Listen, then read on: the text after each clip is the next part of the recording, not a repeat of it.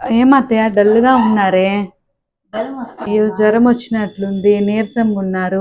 సర్లేండి, ఈ రోజుటికి నేను చేస్తానులేండి. మీరు పడుకోండి కొంతసేపు.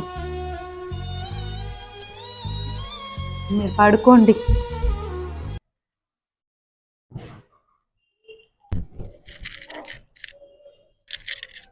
అత్తయ్య అన్నం ఈ గిన్నెలో చేయమంటారా, ఈ గిన్నెలో చేయమంటారా?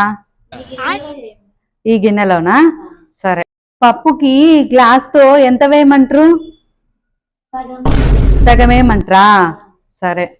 పిల్లలకి నిమ్మకాయ చిత్రాన్నం చేస్తున్నా, ఈ 2 నిమ్మకాయలు సరిపోతాయా, ఇంకొకటి వేయమంటారా? ఇంకొకటి వేయనా? సరే.